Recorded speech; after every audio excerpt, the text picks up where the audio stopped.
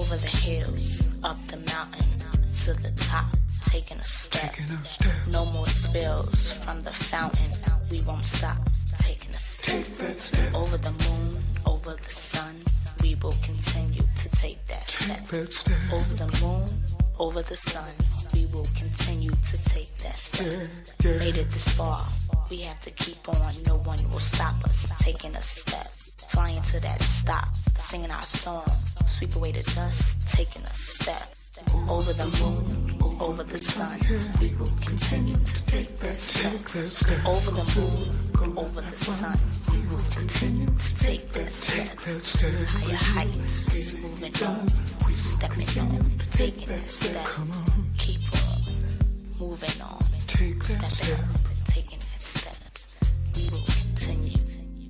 will continue to take that step. Over the moon, continue.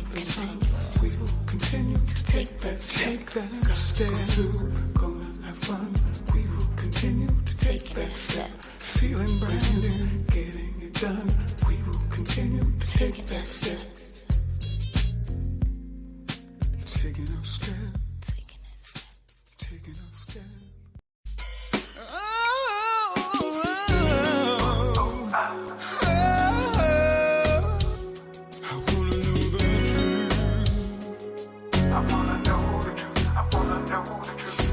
Tell me,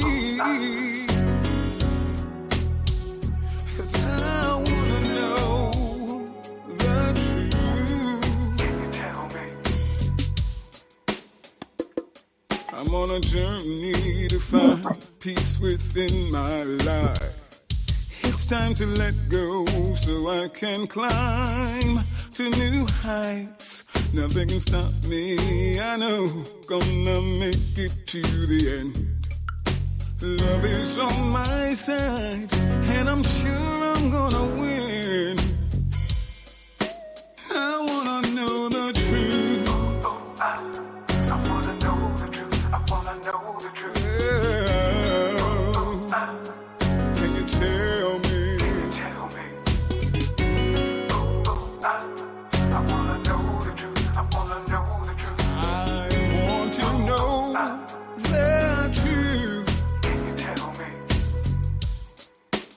It's been a long time that I've been searching for. Then one thing that makes my life complete. That's right. Hold on. Hold on. I wanna be strong. 'Cause in my heart, truth I always see. I wanna know, I gotta know. Right, it's a food. Welcome. We want to know the truth. Tell me, I wanna know. We want to know the truth. I wanna know the truth. I wanna know the truth. I wanna know the truth. Great ancestor, great ancestor. Great. Or I should say the right on time great.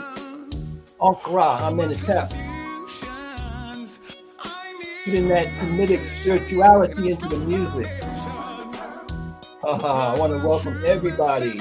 I see we have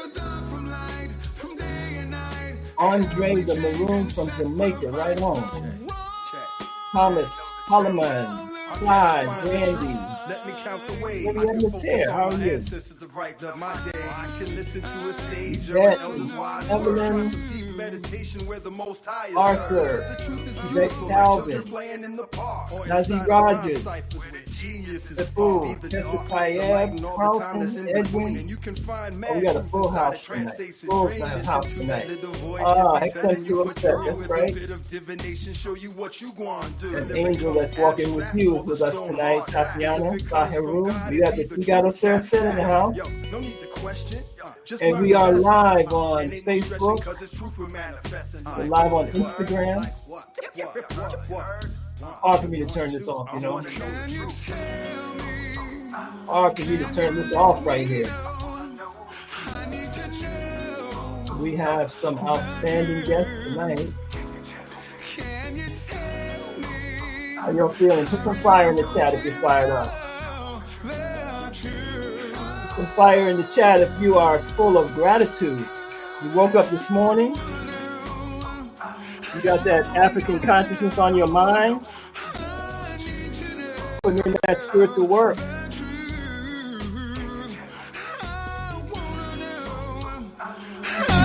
Gotta know.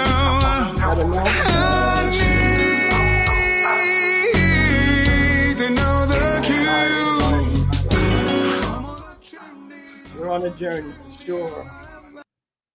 Heads up, everyone. Alafia. Alafia ni. This is Åm Tehuti Khamau from Philadelphia. Philadelphia is fired up right now. Okay, I see some fire. I see you, Sakara. I know you're ready to put that work in. We're fired up right now because we're getting ready. We're just a few days away from Kamitfest. Kamitfest, where we come together and we celebrate. We celebrate our great ancestral past, and we celebrate in advance what we know we're building right now. So tonight we are blessed to have two amazing guests who will be with us live and in person at Kamitfest 2024. Let me make sure you got the info here. Kamitfest 2024. All right. Yes, we have an all-star lineup with Dr. James Small, who's going to be with us in a few minutes, Dr. Malefe Asante, Dr. Akmal Muwakil, Dr. Salim Faraji, Dr. Edda Fields Black, and of course, the originator of this cultural celebration, this remembrance. You know, we got to create our own holy days. Shekem wa Shekem Ra'un Nefer Amen. We'll be in the house live in Philadelphia. But if you can't make it, oh, I feel sorry for you if you can't make it in person. But if you can't make it in person, you can join us. If you can't get out the box, you can be in the box. You can join us from anywhere in the world, which is great. And also, you'll get a recording of this great event. So if you can come Saturday and Zoom in on Sunday, or maybe come on Zoom on Saturday and shoot up here on Sunday, or maybe you can hit part of a day, you'll get the rest of the day as a recording. So you're not going to miss anything. Well, you're going to miss a few things, but it's going to be good enough. It's going to be good enough. Shekem wa Shekem's releasing a new digital course called Empowering Your Manifestation. That's going to be the highlight, the keynote on Sunday. And we're going to talk to him this Thursday about that. But we're going to have a special friend, somebody that we admire. You'll meet him, or you'll reacquaint yourself with him in a few minutes. Dr. James Small is going to be with us, as well as a number of other distinguished guests. There's going to be some powerful healing going on with Qigong and Tui Na. And we also, let me see if it's on here.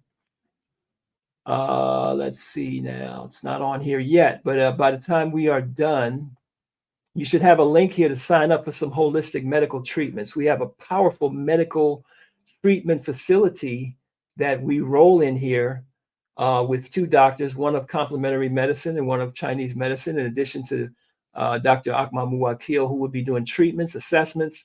You know, our health is so vitally important. So you will get a chance to get a tune-up, right? To get your energy up, to get yourself right. Michelle, you can zoom in by clicking well, you can't click it, but you got to copy that bit.ly Kamitfest 2024. Once you hit our landing page, you'll be able to buy a ticket, and we will send you the links to get on Zoom.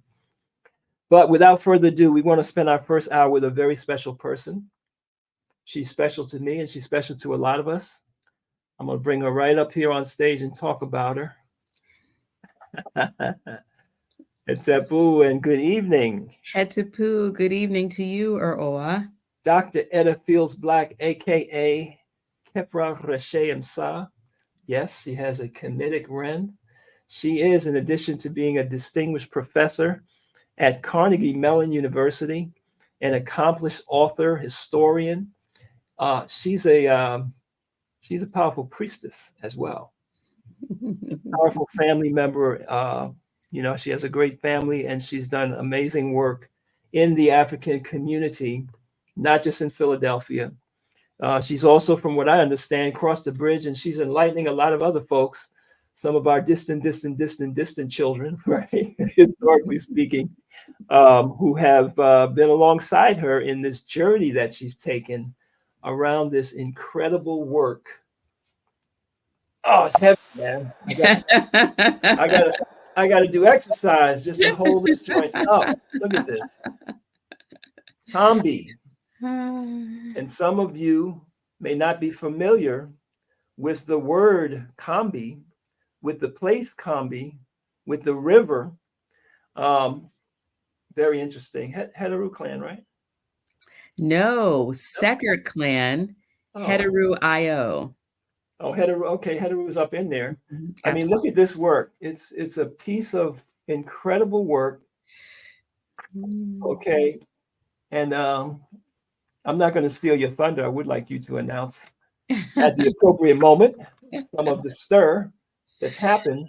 Yes. But this centers around Harriet Tubman, and just an amazing story.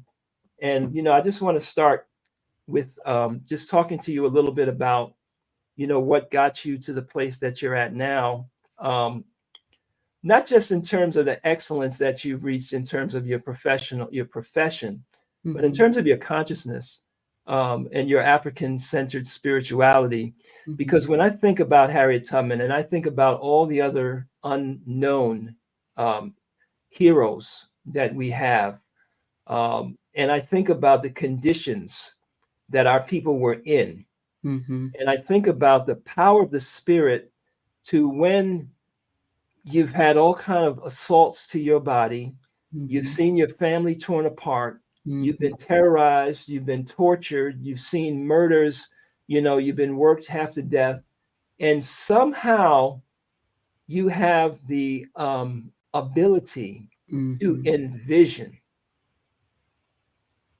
a mighty change coming. Mm-hmm.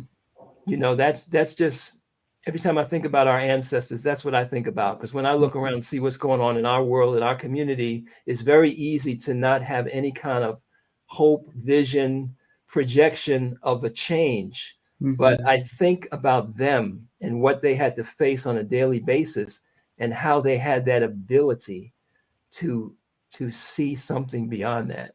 Mm-hmm. So why don't you start just introducing yourself, and just let us know, how did you come to a place of African consciousness and African spiritual consciousness? So as Oa has said, my name is Kepra Rashe Msa. Doctor. Can I have you just, is there a way you can tilt your camera down a little bit? Yeah. So there we go. There we go. Because we're on Instagram. Peace, everybody on Instagram. I'm going to jump on. Okay. Dr. Edda Fields Black, and I am a professor at Carnegie Mellon University in the Department of History.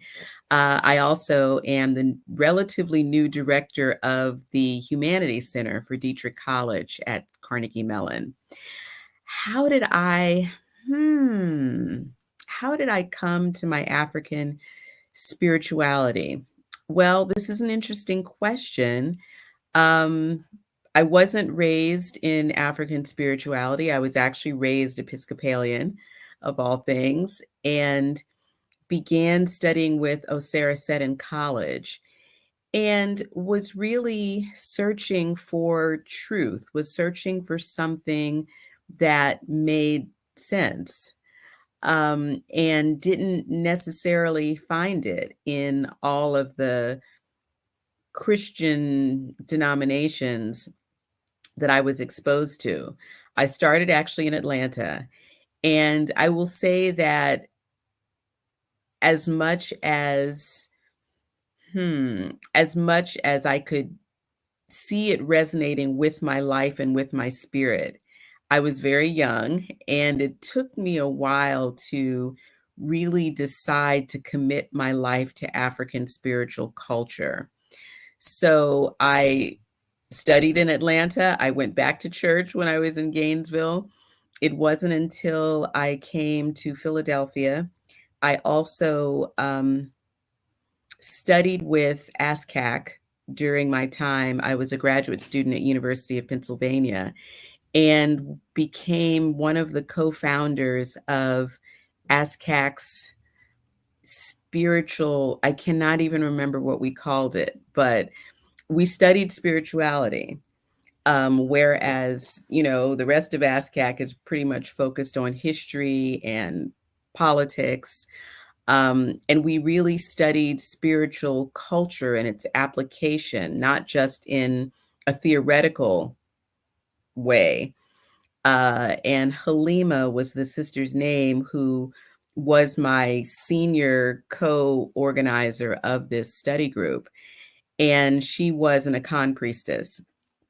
And so I learned a lot from Halima. She made her transition in the late 90s.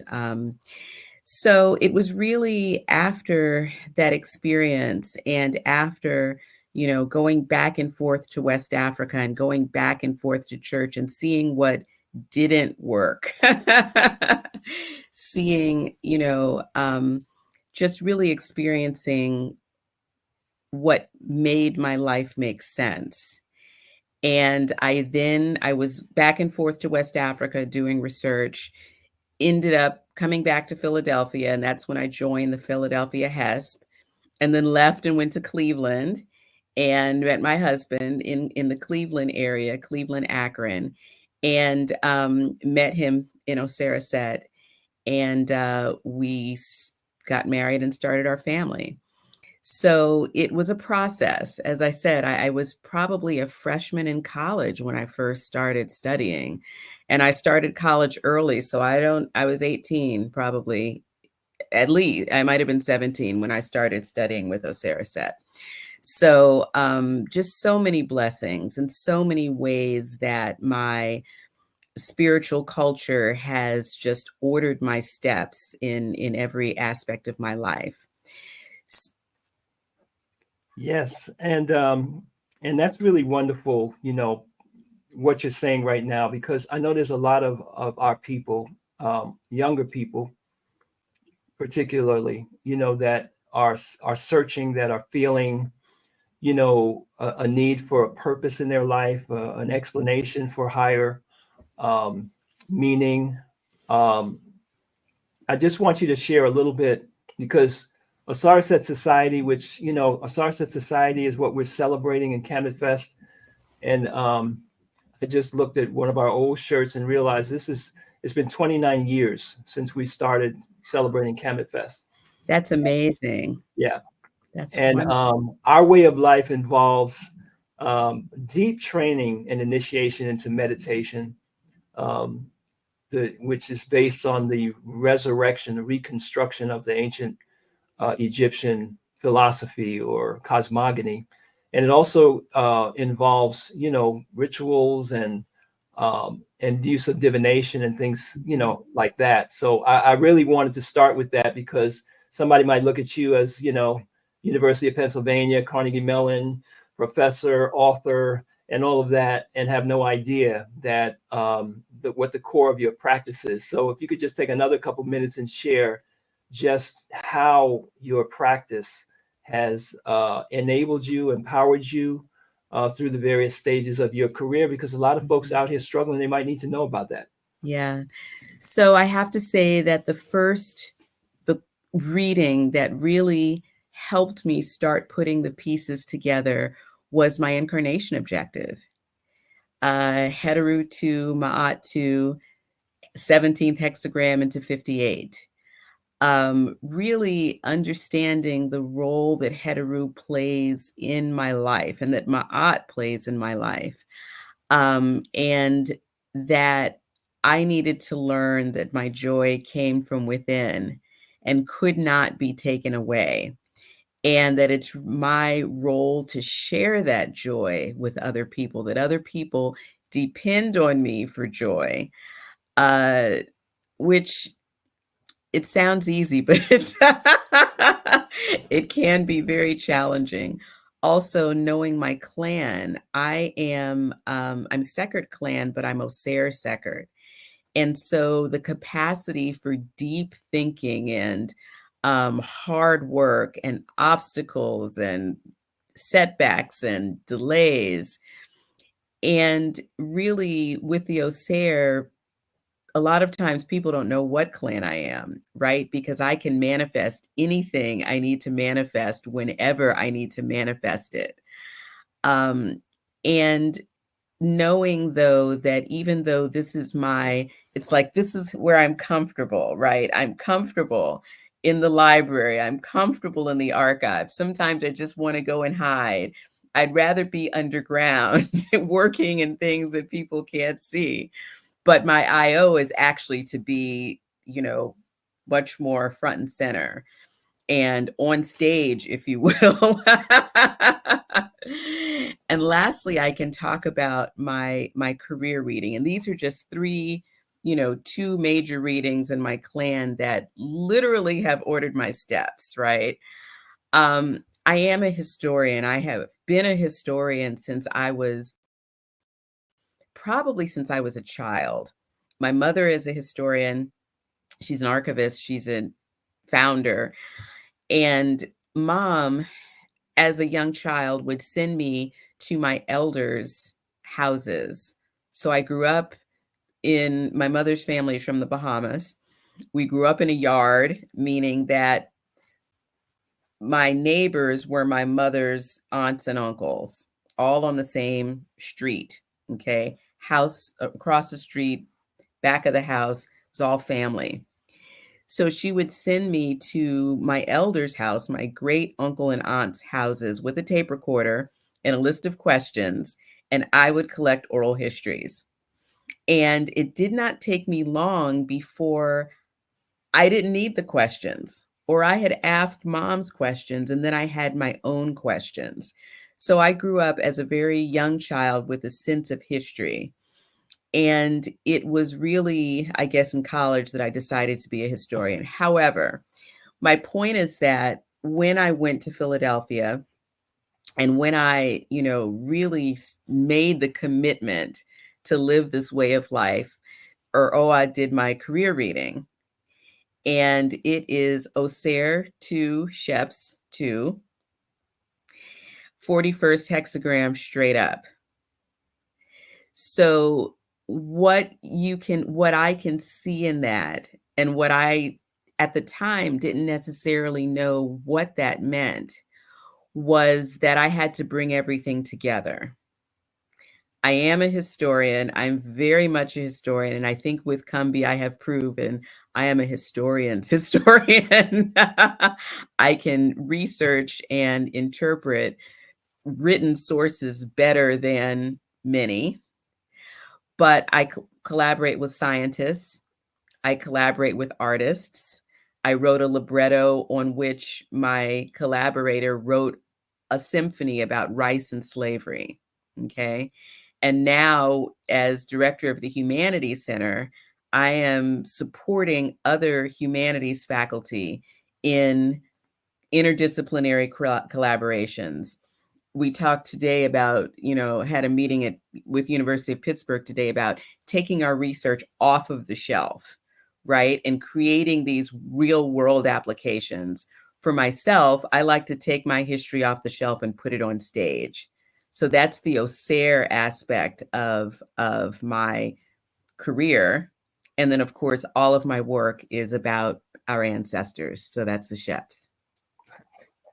So if you're just joining us, we're talking to Dr. Edda Fields Black, also known as Kepa Rishe Msa. She's just released a masterful work, and we're going to talk about that in a moment. What she was sharing, if you're not familiar with the terminology, is that we use an oracle system to be able to guide us in critical decisions in our lives. We use an oracle system to direct what aspect of God, or some might call an archangel or Orisha, Obosum, is in charge of helping us to manifest our career, or to help us to be successful in our family, in every major area of life. So this is the African practice where spirituality is a technology. It's not just a belief or an expectation that some higher force will assist you or protect you. You have to arouse your connection and live according to certain laws. And that's what she's been able to do. So let's get into this book. And I want to get into this book, but I really find it so fascinating, your personal connection, your history, your ancestry. You talked about a Shep's reading, which in our culture points to understanding your ancestors, understanding your family line, and even far beyond that, and knowing your history so that you can continue the positive legacy of your ancestors. And I don't want to talk too much about it, but Dr. Small was speaking about in one of his lectures about the close connection between us and our ancestors, and how that is so central to African spirituality or spiritual technology. So share with us your background in this connection. And the other thing he was speaking about was, which you mentioned, was the technology that our ancestors brought to this country, not just brute labor, like we were, beasts of burden or something like that. It was the technology that we brought that enabled the the building of this country and the industry. So please share about your Gullah background and how it relates to work. And then we have to find the time to hear the story of your reenactment of this event that happened. Oh my goodness. Okay, so first I will say that the first part of my career, I study rice. I study rice farmers in pre-colonial West Africa and enslaved laborers in the antebellum period in South Carolina, coastal South Carolina and Georgia. And so my first book is about the development of rice growing technology among peasant farmers in the early pre-colonial period in the Upper Guinea Coast, today present day Guinea. And that book was published first in 2008. And shortly thereafter, I started the next book and started doing research in South Carolina. And for a while, even before the first book came out, I would lecture in South Carolina because, of course, that was the location of the coastal, of the commercial rice industry of, the United States before the Civil War. So I was always making that connection in my work. Now, my father was the last of his siblings to be born in Green Pond, South Carolina. Green Pond happens to be, or where Daddy was born, happens to be about 2 miles from where the Combahee River Raid took place. And there is nothing in that region except rice plantations, former rice plantations and rice fields, okay? Even to this day. And I, in 2013, went down to give a lecture. I actually had 2 lectures. I had one in Charleston at the end of the week, 1 week. I had the weekend, and then the next lecture was on Monday up in Columbia at University of South Carolina. And for whatever reason, that weekend, I decided to start my family history. And my cousin, a couple of years before, had given me an envelope. He said, "Here, Miss Historian, this is yours now. You finish this." He'd gone, I guess, to the library or to the courthouse and consulted the census and wrote down the names of our ancestor that he found. This was Hector Fields, father to son, down to my grandfather, okay? So he wanted me to take that and to run with it, to finish the family history.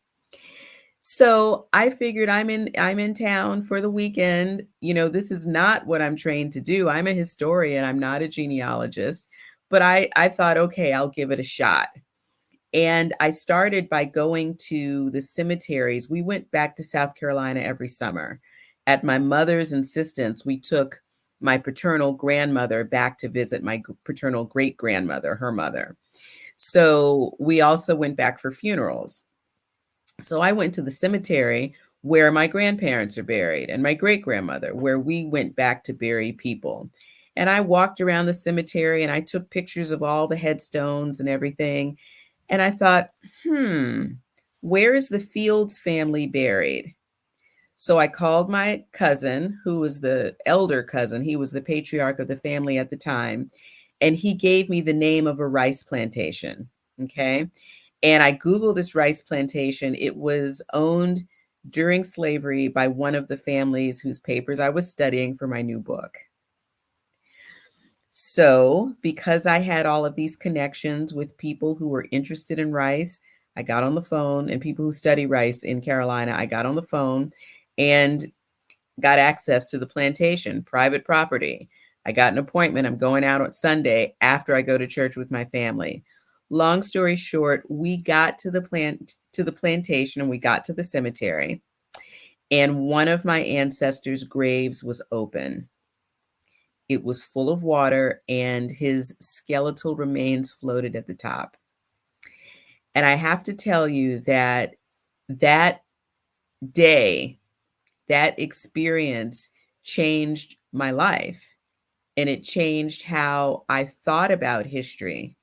It changed how I understood what I was supposed to do with history as a historian. And I'm not saying that this was an immediate change. It was not. It was something that happened over a period of time. But it was the single most impactful thing I think that has ever happened to me in my life. It's as if my ancestors had put their hand on my shoulder, okay, and said that there was something I was supposed to do. What an incredible story. I mean, and those of you who are listening in, and I know there's got to be some reaction in the chat here, because when you hear about Seckert, you hear about Shep's reading, you know, and to see a manifestation like that is just so amazing. And I wanted you to pause for a second just so people can kind of digest, you know, when you say rice farming, you know, okay, you know, we eat rice, we know what rice is. Give us a sense of the scale of how the production of rice affects and affected the development of the United States, and what you found out about what it takes to grow rice, and where that, you know, knowledge and tradition came from, even from what I understand in your own line going beyond the Americas. Yes. So there were almost 300,000 acres of rice fields in South Carolina alone. And I work with a team of scientists. We've mapped South Carolina, Georgia, North Carolina, and Florida. This was the area of commercial rice growing in the United States before the Civil War.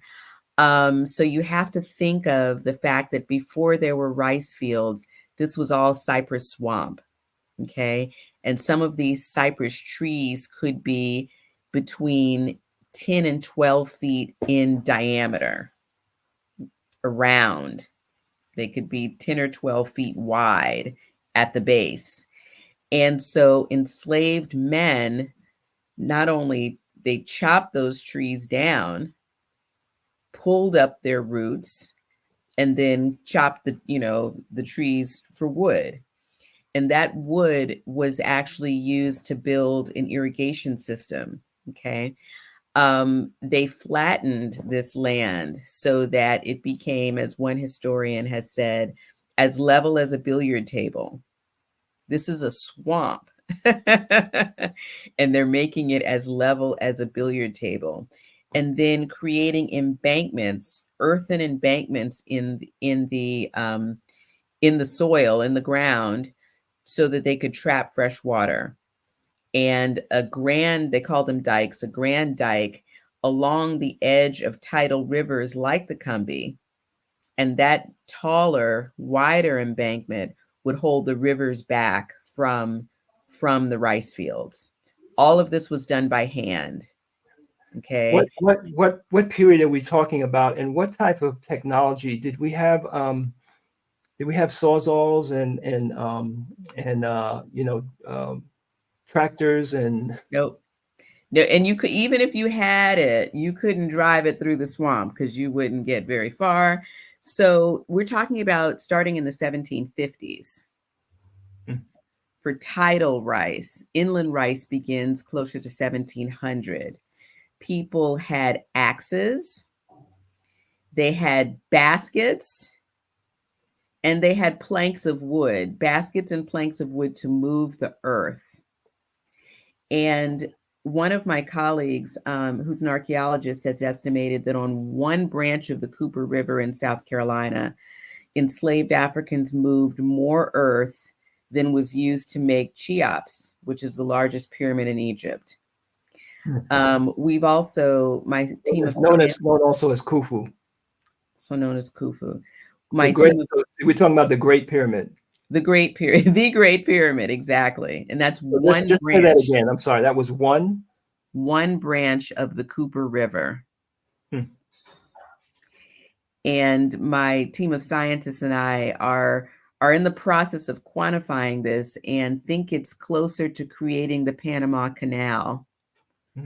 But again, doing it by hand, moving all of that earth with baskets and planks of wood. So because it's a swamp, this was also a very deadly disease environment. The records talk about the sickly season in South Carolina. That season lasted from mid-May. The planters, the white people, would leave and they wouldn't come back until November. Okay, after Thanksgiving, after the first hard frost. Because rice grows in water, it grows in standing water. Standing, stagnant water breeds mosquitoes, and mosquitoes transmit malaria.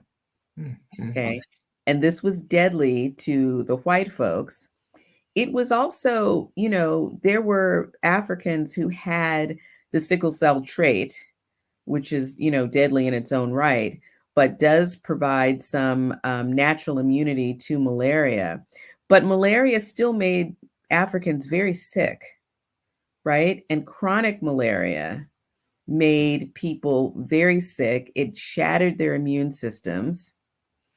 And many people died from other things like respiratory illness during the wintertime, or pregnant women, giving birth to babies that would fail to thrive. And babies, young people and elderly people whose immune systems were either underdeveloped or just completely shattered, whose lives were cut short. So malaria was pretty bad, for Black people as well as for white people. So there were also snakes and alligators. Even today, and I'm here to tell you, those waters in those rice fields are infested with alligators. Infested with alligators. And they would lay eggs in the embankments, in the dikes. So you can imagine enslaved men who were forced to go out there and repair the dikes or build the dikes, turning that earth and encountering a 9 or 10-foot alligator. Those men, many of them, the ditchers, were known as alligator hunters. But as I write in Combie, and when the Combie River raid happens, the enslaved people are in the rice fields at 4 a.m. And I'm here to tell you, you cannot see your hand in front. I cannot see my hand in front of my face out there on the Combie River at 4 a.m. And they would be forced to work in tasks. So have an allotment of work that one had to finish by the end of, when you finished it, that was the end of your workday. Okay. At least for the plantation owner. But that allotment of work was always set higher than the average person, than that person could actually do. Okay. And children would be put in the field next to their mothers, not with their mothers, next to their mothers. So to do their own task, they might have a half of a task depending on their age. You can imagine, I can imagine being a woman in the rice fields. I've walked a mile from the slave cabins, can't see my hand, let alone the snakes at my feet that I have, passed, the copperheads, the water moccasins, the rattlesnakes. I'm standing in the rice fields in muck up to my ankles at that time of year. My child, who I can't see either, is in the adjacent field. And even if the alligators are not going to bother me because of my size, that's what some people say, the children, right? The children were vulnerable. And you see all these racist caricatures after the Civil War of Black people as alligator bait and Black children as alligator bait.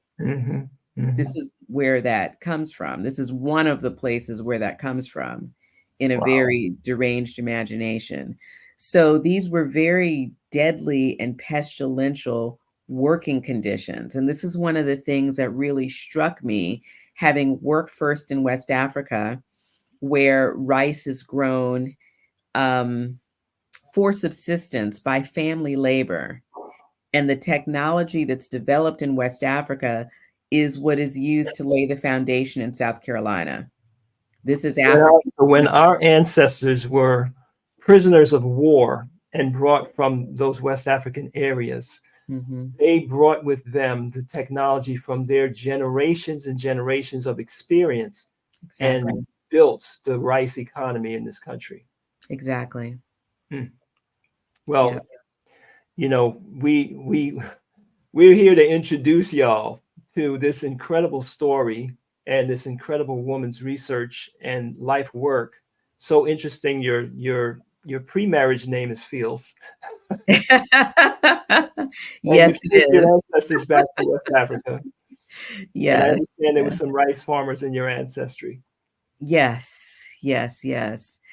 We do think so. From the Upper Guinea Coast, from Sierra Leone, and from that Sierra Leone, Guinea-Bissau area. Yes. So I want to get to, in the short time we have left, because you got to come on Sunday, and hear this story live. And we've got some surprises for you, and it's going to be very powerful as we tell this story. We need to get our children, we need to get our younger people, young folks, to sit in the circle and hear this and experience this live. Just amazing. But you actually and I want to get to exactly what the Kambi River Raid was and your experience in experiencing it yourself. So the Kambi River Raid took place June 1st and 2nd of 1863. Harriet Tubman had been sent down. She went down to Beaufort, South Carolina, after something called the Battle of Port Royal, which the U.S. Navy occupied Port Royal Sound, and the U.S. Army occupied Beaufort, Port Royal, and the Sea Islands. So this was U.S. occupied territory, and Tubman came down to work as a spy for the U.S. Army. She gathered the intelligence on which the raid was based. She led a group of spies, scouts, and pilots, a group of 8 or 9 men who worked under her. And number one, the first thing they do is they found the men who were forced, enslaved men, who were forced to line the Kambi River with torpedoes. And they took the men back to the site. They oversaw the removal of the torpedoes, and they opened the river up to the U.S. Army. Now, on the morning of June 1st, the raid left from Beaufort. It went through the mouth of the Coosaw River and up the Kambi River. They burned 7 rice plantations. They burned a pontoon bridge, And we've just talked, a pontoon bridge is a wooden bridge that could easily, it was made of boats, made of canoes. And so it's something that an army could easily lay down and they could take it apart and take it up. So let's say they get across it and they want to stop the other side from getting across it, they can take it up relatively easily. So this particular pontoon bridge across the Combahee River was used by the Confederates to transport rice, right? And to transport rice from the Combahee plantations and export it to England in particular, despite the fact that the US Navy had a blockade a little bit further south. So there was supposed to be this blockade. They were running the blockade by going up these smaller rivers like the Combahee. So they burned this bridge and cut that supply line so that the Confederates could no longer use the rice to provision the troops and to feed Confederate citizens. Mm. And lastly, 756 enslaved people liberated themselves, okay, within 6 hours. And if you think about Harriet Tubman, she's known best as the most famous conductor on the Underground Railroad. We know that she made approximately, we think it was about 13 trips back into bondage, and she rescued about 70 people. We also know that she gave detailed instructions with which another 70 people liberated themselves. Okay, that's over a span of more than 10 years, from 1849 up until right before the Civil War. South Carolina, this was 6 hours, and they liberated 756 people.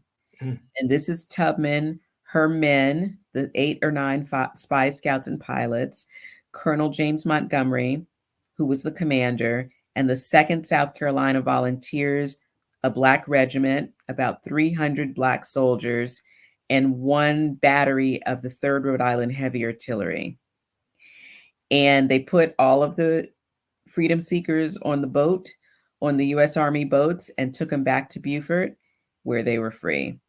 The next morning, 150 of the men, ages 14 to 70, and the 14-year-old was 14 and the 70-year-old was 70, joined the 2nd South Carolina Volunteers, and they went on to fight for the freedom of others as well. Hmm. After escaping those conditions, finally, they went back. They went back. They went back to help other people. They went back. So when I wanted to tell the story, of course, I wanted to tell the story of Harriet Tubman, and the Civil War was really the least known chapter of her legendary life. So I wanted to find new evidence about her Civil War service, which I did, and I gave you a little sample, but there's more. I also wanted to tell the story of the freedom seekers. I wanted to tell the story of the people Harriet Tubman freed. And I wanted to tell the story of the Combahee River Raid from their perspectives. Mm. And so that's what I do in Combahee, and it has not been done before. And I'll talk more about this on Sunday. It has not, these sources that I've found that in which formerly enslaved people are talking about their lives, their loves, their marriages, their childhoods. They gossiped. It's primarily the U.S. Civil War pension files. And I like to say that reading the pension files is like listening to grown folks talk. Except these grown folks were my great-great-great-grandparents. Okay, imagine being a child and you're sitting at the table and the grown people are starting to get loose and starting to tell stories. And this is like the elders now from when they were in the prime of their lives, when they were courting and before they got married. Oh my goodness, they told it. They spilled all the tea, right? They would start talking about, well, who was going to church and who wasn't going to church, and who got put out of the church, and who really wasn't married and they were shacking, and who and these are, as I said, these are enslaved people. This is what historians have never seen before from the slave quarters, right? They are telling their own stories. And they're talking about their weddings and who stood with them and who married them and what the ceremony was like and the births of their children and who visited them and who attended the women. They're talking about, you know, things that mattered to them because they're trying to help each other get a pension and trying to show their relationships to one another. They're talking about family members, sometimes going back 3 generations. And if you think about it, as Black people in America, we have people in our community who can't go back 3 generations. These are enslaved people saying, this is the name of my parent, my father, this is my grandfather, right? This is my uncle, this is my cousin. This is how I'm related to this guy over here. He's testifying for his comrade. You know, they would talk about where they were held in bondage. I was bought, I was mortgaged, and then I was sold, or I wasn't sold, but I was turned over from one family member to another. And I'm able to document all of that in Combie and recreate this Combie community. What do you think the impact of this research technique that you were led to has on the case being made for reparations? Yeah. Well, you know, a lot of times when the case is being made for reparations, people will say, oh, that was so long ago. And oh, there's no documentation. What I'm showing in Combie is that actually for millions of African Americans who are the descendants of slaves, there is documentation. Because if you have an ancestor, as I do, and in the course of this research, I was able to confirm and to discover, because we knew his name is Hector Fields, but to confirm, this is my great, great, great grandfather, that he fought in the Combie River Raid. Wow. So if someone has an ancestor who fought in the US colored troops, there's a chance that the person has a pension file or his widow, right? And if so, there's the potential that they can identify their enslaved ancestors and identify the places where their ancestors were held in bondage and by whom. And as I said, what I do in Combie, I document it, right? If they said they were mortgaged by this person and then they were bequeathed, you know, I was turned over, this person died, so I got turned over to his son. I have documented that for about 85% of these transactions. And these are public records. These are public records in the South Carolina State Archives on microfilm, and many of them now are available on Family Search and Ancestry. You know, this is so amazing, and you owe a great debt of gratitude to Asar Set, because we brought you that wonderful husband of yours. and you all are just a power couple. I remember I brought some young people to Pittsburgh, and he had curated an exhibit at this Smithsonian at the Heinz Museum, right? Yes. And it documented the financial side. We had names. Yes. He had what they call today receipts. The names of families that became wealthy from these industries and how it was just the backbone of what made America a financial power, which translated to it being a military power. Right. So, how did that happen? The two of you. I mean, what is shared destiny, right? Yes, it is. It really is. It really is. How did it happen? The rituals, the oracles, and the ancestors. All right. I hope y'all are listening. Right? So, well, you talk about finding somebody who is on the same destiny path as you. Just amazing. And if you're fortunate enough to be with us in Philadelphia this weekend, we have another power couple like that in the SAR set. And they are, a doctor team, Dr. Atangwe and Dr. Dedench, a doctor of complementary medicine, somebody who you can counsel with that can help you understand how to make that transition or that complement between what you might have to be taking right now as far as pharmaceutical medication and using herbs and Chinese herbs and other therapies. And her husband is a advanced practitioner of acupuncture and traditional Chinese medicine. So, I have a number of children, and when we think about hooking up with somebody and starting families, you want to be on the same, you want to be guided by the oracles, so that you can know that that person that you're with is walking down in the same path direction as you. And I just thought that was so amazing with the two of you, how your life's works have intersected that way. And it sounds like you're owed a check, and a lot of other people are owed a check. He has the receipts on who got wealthy from this industry, and you have the documentation of who was working for who. I love it. Yes. So I think we need to get paid, y'all. It takes it out of speculation and how are we going to know who's going to get paid? I mean, you and from whom? Right.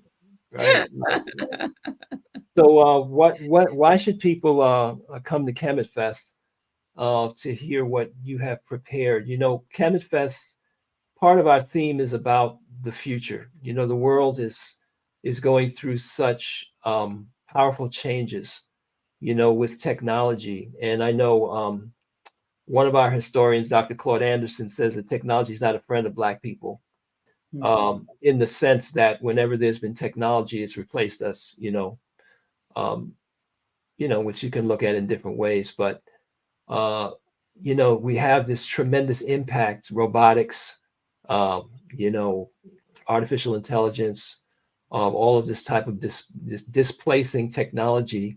And we find our people in such a position of destabilization here in this country. So part of our theme is, what's the strategy? And we want to talk to you. We want to talk to Dr. Small. We want to talk to Dr. Asante. We want to talk to historians, Shechem or Shechem, who have the lay of the land in terms of, hundreds of years of historical patterns, right?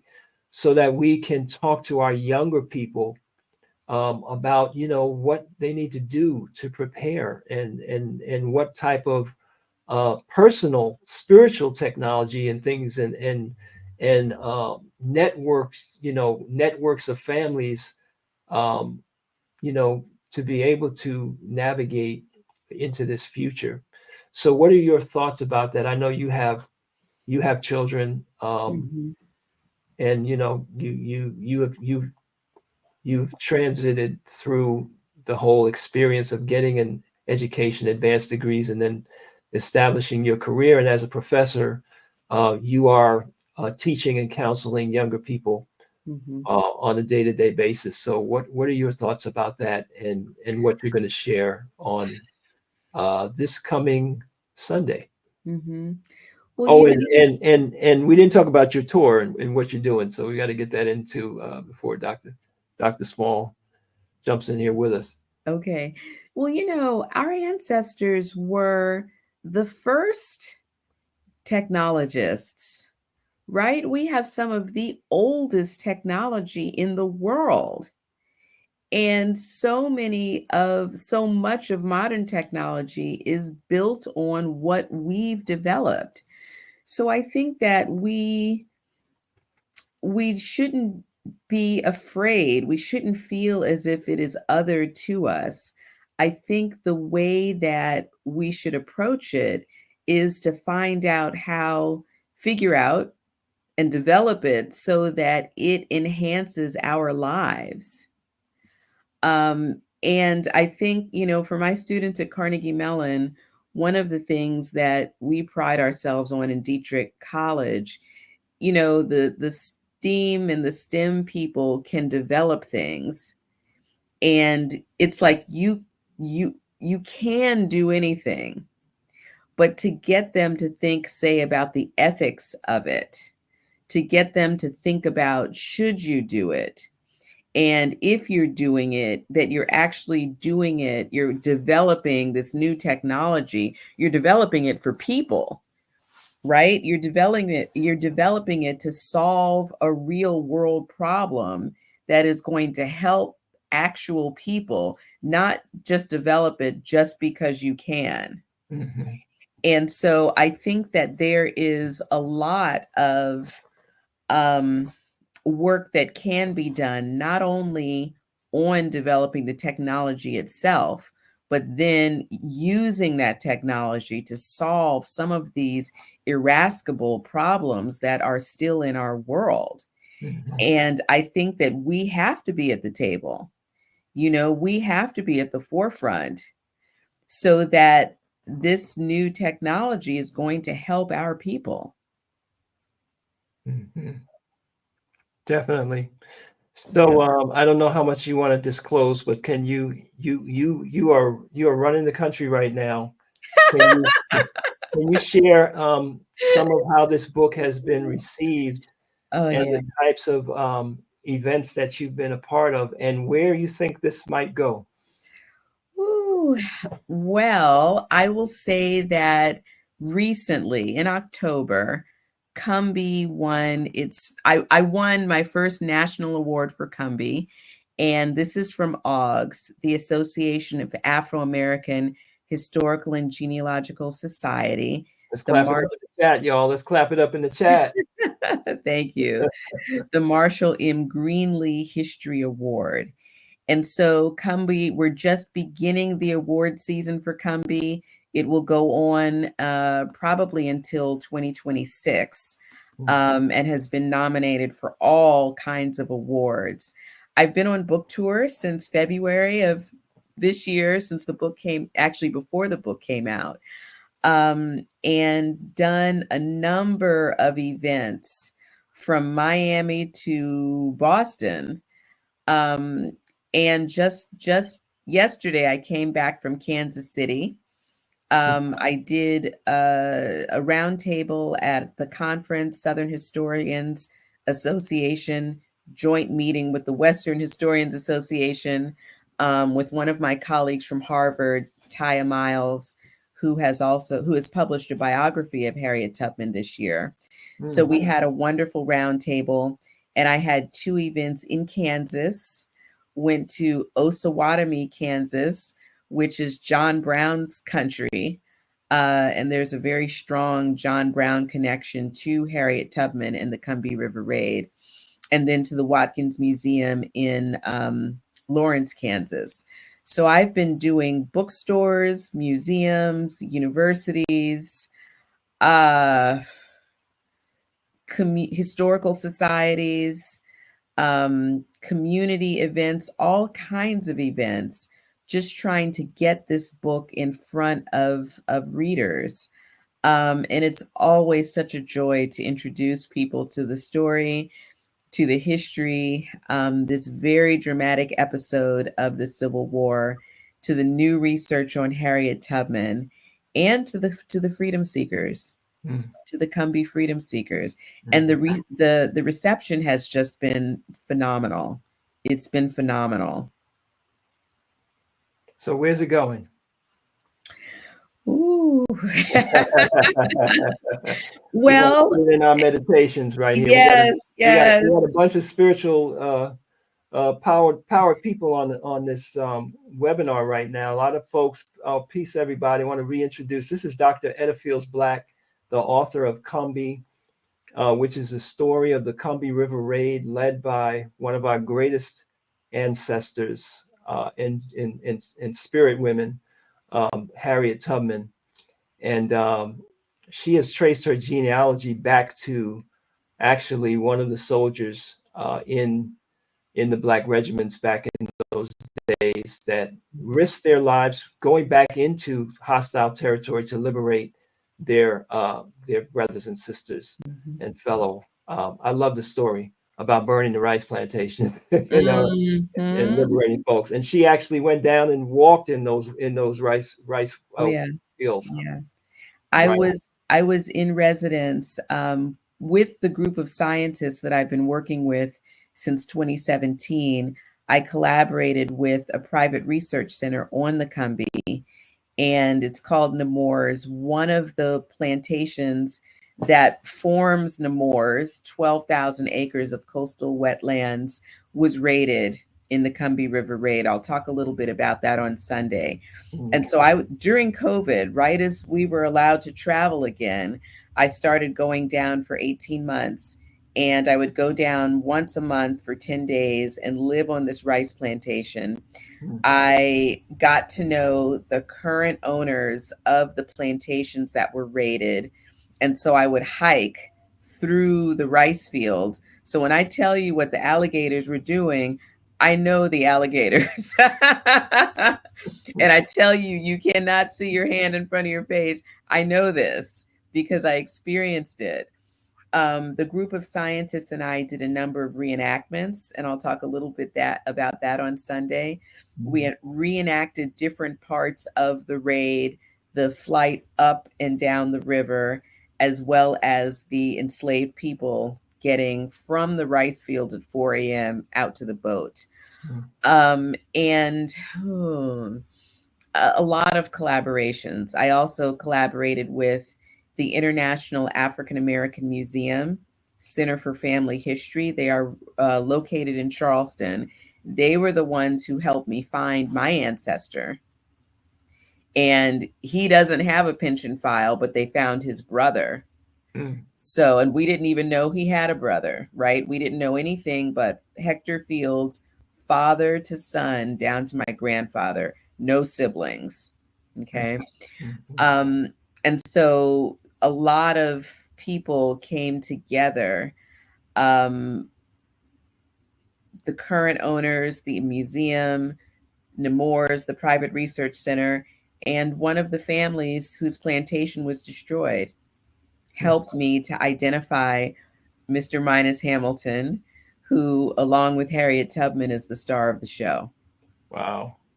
And you said it, so we're going to see it because this needs to be on the big screen.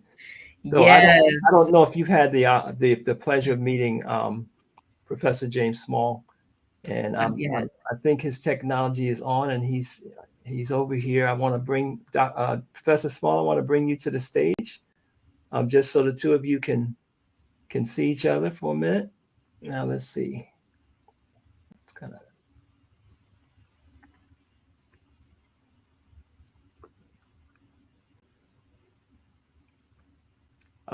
Maybe is your camera on, Professor Small? Oh, you might have got disconnected. Okay, I'm sure he'll pop back in here. Okay.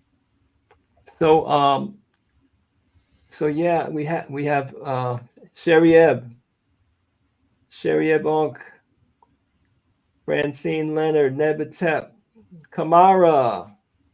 Yes. Jack Mapira, Phyllis, Jamie Green. Everybody's enjoying this discussion. Let's see if we can get Professor Small on. There he is. That's blessing. You've got to excuse me. I'm sitting in the Magic Johnson Studio Theater lobby. Okay. Because I got a call from my boss tonight from the Godfather Column that says, Elvis is having a debut of his new film, Mr. Crockett. I can't make it. You got to go. So we just finished the film. Then the question and answer. So I said the lobby is the best place to work from right now. Okay. I listened to a little bit. I was able to listen to a little, Doctor.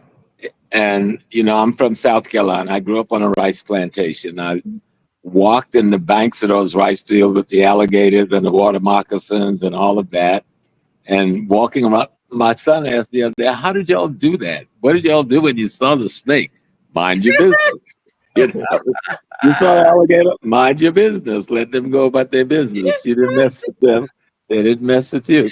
Yeah. So I'm looking forward to reading your work. Thank you. Yeah. Thank you. Where are you from in South Carolina? Georgetown. Oh, you're from Georgetown, so you're from up there. Okay. It's about 60 miles north of Charleston, but right on the ocean. I grew up on the Waccamaw PD riverbanks. Okay. Okay. So if you've been south to Beaufort? Of course, I have a lot of family in Charleston, Beaufort, Savannah. Okay. So then you know the Harriet Tubman Bridge. I know the bridge. I know the story. I've always been in love with how the South Carolina volunteers led the charge when it comes to fighting for the Union, long before the Massachusetts 54th was formed, and how Harriet came down there and led our people. You know, we have a lot to be proud of, and she's one of the most extraordinary heroes we've got. We do. And I should say that my collaborator, John Weinglass, the composer, is from the Georgetown area. His dad, his father's from the Georgetown area. Yeah, so it's a very small world. I knew some Weinglass. There's only one big Weinglass family down there. I was going to say, it's not, you don't think it's a very common name, but Georgetown and Colleton seem to have the two Weinglass families. Don't know if they're related, but that's wonderful. So this is the book, Doc. No, I'm gonna get it. Show the spine for Oa. There you go. The other way. Work. I'm just finished Nana and Ketsia's 800 pages, so I can handle you. You know, I'm a Ron Bennett person with the big, thick books. So, the ancestors had a lot to say. Yes, absolutely. A lot of stories to tell. Absolutely. So I just want to, I'm just tingling right now. And, you know, Dr. Small, we spoke the other day about, you know, how coming up we were able to have these live and in-person experiences with great individuals, you know, like Dr. Ben Yukonin and you know, Ben Sturdima, dancer to the beautiful heavenly self, Jeffries, Hilliard, Dr. J. Brothers. Yes. And I want to encourage you, if you're hearing about this, to come in person, you know, to do what it takes, because it's not just getting the information, you know, it's feeling the spirit and also making the connection. You know, our younger people really need a lot of mentorship, and we had some great mentors coming up, you know, that we could walk up to after a lecture and have a conversation with and network and know each other over the years. So we are so thrilled and honored. I was sharing earlier, this is our 29th year since we started Kamitfest, and Professor Small, you were here. I think it was the first year. I think so. Yep. I didn't have a gray beard then. I wasn't bald headed. Yeah, neither did I. I had a lot more here. Hair wasn't coming out of strange places. So you really want to take the opportunity to meet these individuals in person and have a chat, you know, and be a part of that experience. So I want to thank you, Dr. Fields Black, Pepper Roche, for really being an example of a woman who has it all. When I think about you, I think about how wonderful it is that you've excelled in your personal and spiritual development. You've maintained a beautiful family. You have an outstanding career, and you're also just a person that anybody can call on in service to the African community. You know, and we saw that in the work that you did with our sister from Senegal, you know, and helping her family. So we appreciate being with you, and that out of this tour that you are on, that the ancestors made it possible for you to jump in there with us on Sunday. So we're looking forward to that, and we're looking forward to the big surprise that's going to happen in conjunction with your coming. Okay, I look forward to it. And I will have books for sale on Sunday. So if you're in person, you can come and get your book signed. I just wanted to put in a plug. You said, where do I see Kumbi? I do see Kumbi on the stage or on the screen. And Kumbi prizes. Kumbi is running right now for some big prizes. Mm-hmm. So everybody is pulling for Kumbi to bring home some gold. I like gold, Kumbi. So we say, run, Kumbi, run. We will be seeing that in our libations and our meditations. Yes. Because that's where it needs to be, you know. Yes, we have to elevate. Our stories need to be elevated, right? And we need to really get them out there to our people. And for some of our young people, that's what they're waiting for. That's what they're looking for. And some of our young people are not even aware that it might be illegal to teach that. Mm-hmm. Yeah. So thank you for being with us. My pleasure. Thank you. It's a full peace and blessings. It's cool. Professor Smalls. Yes, sir. In Harlem, USA, huh? I'm actually in Harlem in the Magic Johnson Theater in the lobby. I was trying to do it in the car while I'm driving. Then there was not enough light, so I had to run back in the theater so I could take advantage of the light. You look and you sound great. Good. So again, it's an honor to welcome you back after 29 years to a Sarasate annual Kamitfest celebration. I'm honored. You know, Sarasate has been the light for decades on decades around the world.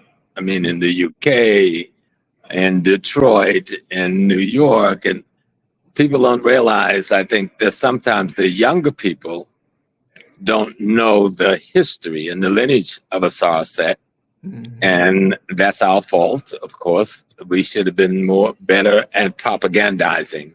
Mm-hmm. I can't think of a better word, but if that's a good word, advertising, mm-hmm. and let people know there's an institution that goes back historically and brought forward our history and our spiritual system mm-hmm. in practice. Mm-hmm. So that's what's beautiful about the Sarasate Society was practice, that you practice the system. Mm-hmm. You didn't just talk about the system. And you created communities around the world to teach the history, culture, and the spiritual system. Mm-hmm. And that's important. That's essential if we're going to be victorious. Yes, and we, of course, give thanks and honor to Shechem Ra-Unefer, Amen, without whom I would not be sitting here. Absolutely. I was 21 years old and in Philadelphia, looking forward to graduating and questioning what my purpose in life was. And there was no job description for a traditional African king. There was no job description for a priest, you know, but I felt that spirituality was the key. And I was so fortunate to find the right instruction and find my ancestral home. So we're looking forward to you coming down and enjoying what you have to share, and also you being strengthened, empowered to continue this great contribution that you've made over all of these years. So again, if you're hearing about this, you got to do what it takes to be there in person. So you can shake Dr. Small's hand. You can network. You can be there to get the energy, not just the information. You know, YouTube is great. We're on YouTube right now, but there's nothing like being in person and actually feeling the spirit, especially for people like Dr. Small, who is an elder in the community. And when we say elder in the African sense, it doesn't mean you're old. It means your experience. You've seen everything. 2 or 3 times. I'm old too, and that's all right. I don't mind. I just turned 79 last week, and so that was a good 79 years remembered. Wow. So, but I understand the principle of being involved in struggle since I'm 14 years old, not miss a day at work. It's the blood that allows you to go forward. The spirit of the ancestors, for those of us who listen and allow them to have their way, will guide us through so much to do good for our people while we learn how to better ourselves as a divine being in this universe. So I'm just blessed and honored that my ancestors chose me, and I know I haven't been as obedient as I should have been, but I tried my best to learn as much as they could teach, you know. Yeah, I wanted to ask you to share a little bit with the audience, especially those younger folks who are watching this or who might watch the recording, a little bit about your journey to developing your African consciousness. You had such a powerful background.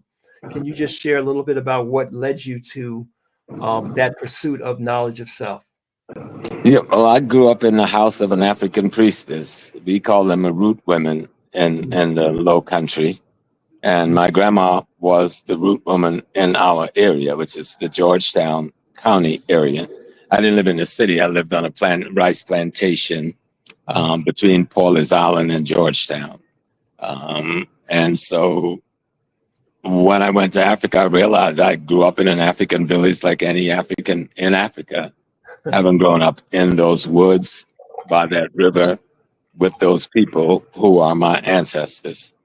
And my grandpa, who was a fighter, the head of the Prince Hall Masonic Lodge down there, member of the Odd Fellows and the Knights of Pythias. And he also was in the Moorish Science Temple, but he was the minister of a Baptist church. You know, most Baptist church in the early days were just sanctuaries for African culture. Today, we've gone into white theology. But back in the day, it was African culture hidden in the only sanctuary white people allowed us to have. And so I grew up in that community. So by the time I'm 14, I remember we were picketing the Strand Theater in Georgetown. And my papa, Mr. Andrew Small, and his friend, Brother Nesbitt, they didn't want their children humiliating themselves, begging to go into white theater. So every Wednesday, I don't know where they got the projector from or where they got the movies from, but every Wednesday in our church, we went to the movies. And we didn't have to protest to be a part of nobody's nothing. I didn't fully understand it then, but later I understood that was a high level of integrity that they pulled off for us. And I remember the first movie they showed in the church was Hop Along Cassidy. You may be a little too young to remember Hop Along Cassidy. It was a cowboy movie. But growing up in that environment, my stepfather, who's my father, Mr. Paul Johnson, who's from Santee, that's another one of those maroon areas between Charleston and Georgetown. He was a part of the labor movement here in New York after he came to New York. He was a union organizer, a labor organizer. And my mom was just in the movement all of her life. I mean, she was teaching us African history when I was still in junior high school. But one of the greatest assets to my life, besides my grandmother and grandfather and great-grandmother, who I knew very well, and my mom and dad, and my mother had 12 children, so I'm number 7 of 12. You know, we were in the Army, and my uncle had 40 children, you know, and so just a small family was an army unto itself. But I went to school in a one-room classroom from first grade to seventh grade, taught by one teacher, the same teacher. And she taught first grade, second grade, third grade, for all of the grades, first to seventh, was in this one room. And she managed to teach all of us, you know. And then I went to Georgetown to an all-black high school, Howard High. I never had a white teacher or professor until I joined the U.S. Navy after high school. And then, of course, in the colleges of the Northeast. So I grew up in a black world that resisted white tyranny. Georgetown had a massive black community because Georgetown was one of the largest, it was the rice belt. You had the Santee River, the Pee River, the Waccamaw River, the Sanford River, and the Black River. All of those rivers flows to Georgetown County. And on the banks of all of those rivers, going for 40 plus miles, was rice fields. Understand? But it was also malaria, mosquitoes. So whites left us alone pretty much for 6-7 months of the year to run our own lives. And so coming out of that environment, which we call the Freewood black folks, I'm not going to use the N word, that's what they called us back then. But the Freewood ends were the maroon community of South Carolina. That's what they call us. And we called ourselves that pretty much. We were the Freewood end. You don't come up in here. White folks didn't start coming in the areas that was our maroon areas until in the 1960s. We managed to maintain our integrity up until that point. Now, as youngsters, we didn't appreciate and understand all of this. As after I look back years, having left home, got involved with Malcolm X at 16, became the imam of a Malcolm's mosque at 21 after he was assassinated, was his sister's bodyguard for 18 years, you know, served as a member of OAU, Black Panther Party, worked with all of the men and brothers who formed the Black Liberation Army because most of them came out of the OAU, Malcolm X Youth Division. Sekou Adenga, Zaid Shakur, Lumumba Shakur, Matula Shakur. We all knew each other as young people and worked together in the political movement. And so that's the foundation of my life. I come out of that crucible. And during that period, we met people and was taught by Dr. Clark, Dr. Jeffries, Dr. Ben, Dr. Jacob Carruthers out of Chicago, Dr. Asa Hilliard out of Atlanta, Dr. Francis Welding. And I don't mean casually. These are people I spent years with, working in the Association for the Study of Classical African Civilization, ASCAC, being a part of the founding group, working as a part of the AHSA, founded by Dr. Clark and others in 1969. That was the African Heritage Studies Association, you know, working as a part of the National Black Studies Association.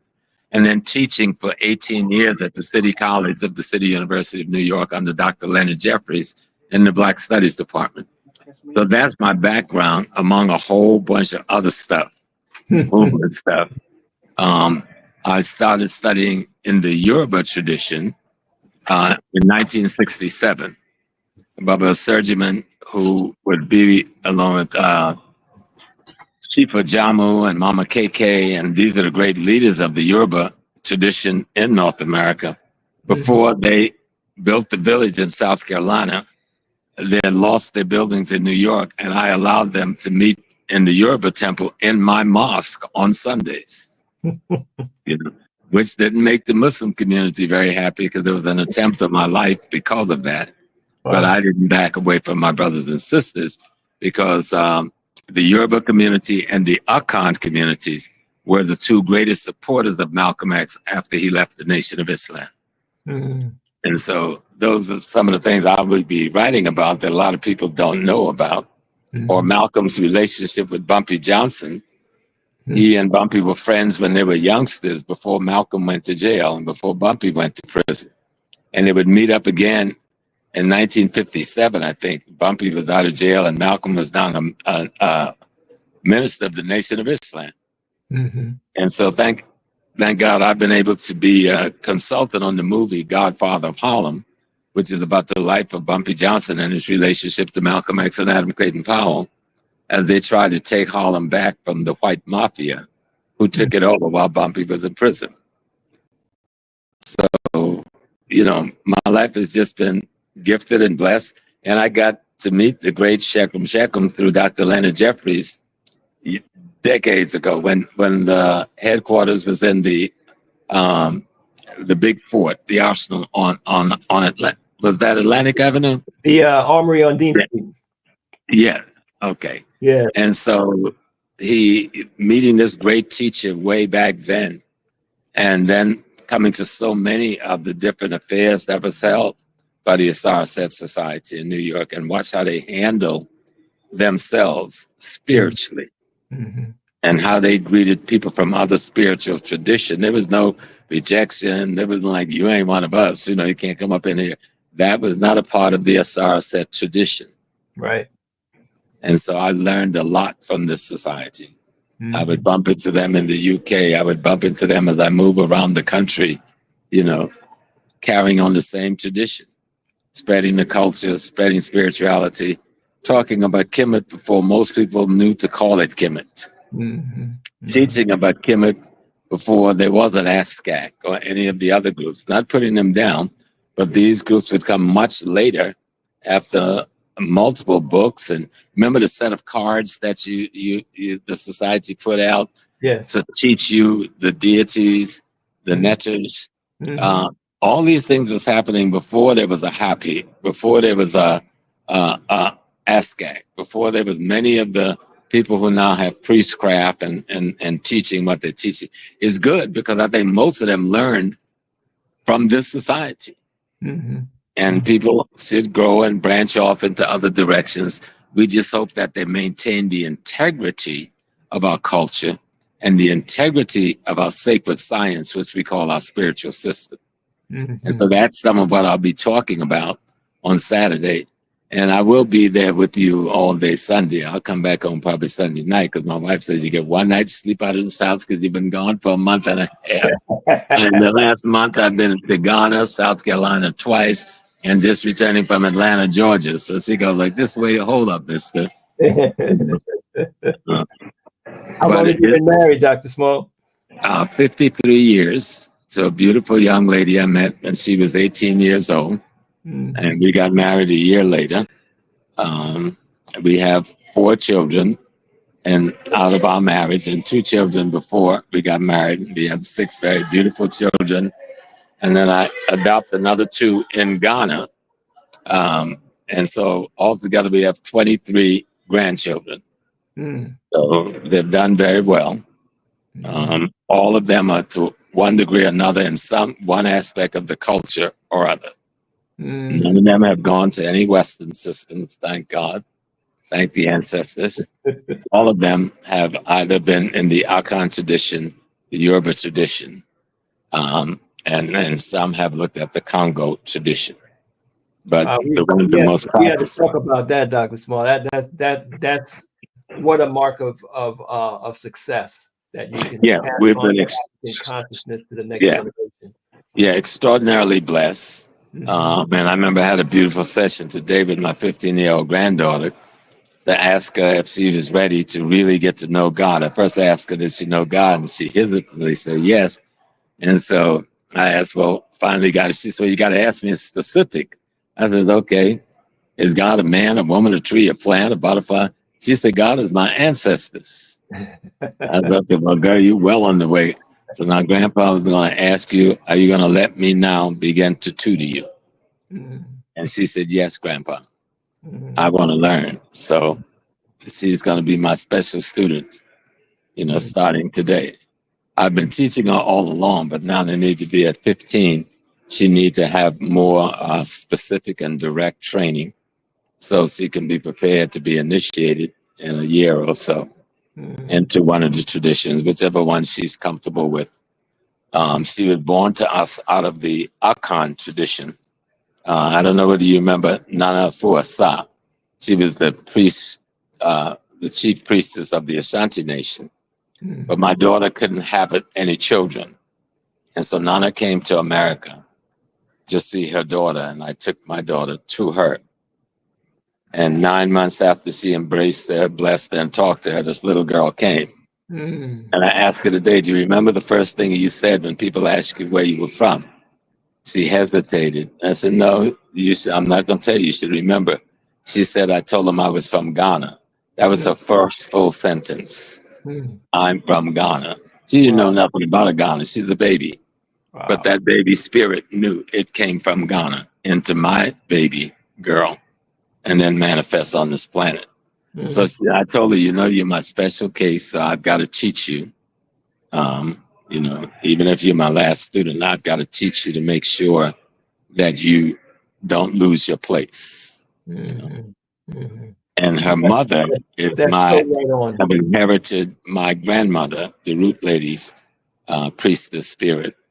And so I've been teaching her through the years, along with others who have helped me greatly, so that she can learn the craft of healing and medicine, of just handling the spirit in terms of your intellect, your cosmic intellect. And so these are some of the things I'll talk about this weekend, and some of the experience I've had through the years, personal experience, encounter everything from assassination attempts to building institutions, to training young brothers like the Sons of Africa, who we pulled together at City College, who are still working together after 40 years of maintaining the pilgrimage to Malcolm X's grave for what is now almost, 60 years. And so these things to show young people we can do certain things, but you have to turn back to the divine.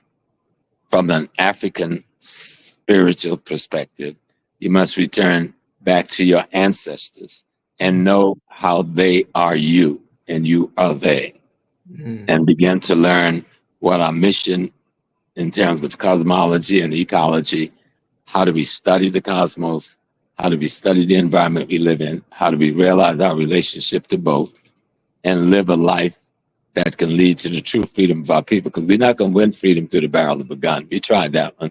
And even in Africa, in all the wars we fought and all the tens of thousands killed with the barrel of the gun, we're not free yet. Not in Mozambique, not in Angola, not in the Congo, not in Namibia, not even in Zimbabwe, where we had one of the greatest struggles. So it has to go beyond that barrel of the gun. Not that I say have one, I got a few, and I keep them where they're supposed to be. But we have to transform our spiritual self, transform our intellectual self into a higher divine self that understands cosmology and ecology and our relationship to it. And then put it to practice. Because it'd be one thing just have an intellectual conversation, dissertation. We got a lot of that going on. But how do you practice that knowledge on a day-to-day basis, an hour-by-hour basis, a minute-by-minute basis? Live the life that you're teaching about. And when you do that, the cosmos will reach into your soul and teach you more of what you need to know, so you can teach others. So there it is. Can you hear me now? I can hear you now. I can feel you. So right on time, because our theme is, this impending changes that are going on in the world, the seeming acceleration of technology and, what it means for our people, and what are we going to lean on to enable ourselves to survive and then to ultimately to flourish. Right. Because the one mistake we make when we talk about spirituality, we get it caught up in what I call European mysticism, disguised as spirituality. We forget that spirituality has to do with being healthy, physiologically healthy. Spirituality has to do with what you eat, when you eat, what you wear. Spirituality has to do with the ability to provide food, clothing, shelter, safety, and security for yourself and your family. Spirituality has to do with controlling the land, labor, and resources in the environment you live in. If you separate your conversation on spirituality from those things, you're still walking in darkness. So from your perspective, having been an imam, having been initiated into the Yoruba tradition and so on, how were you able to transition? You spoke a little bit about your background and where you came from, right?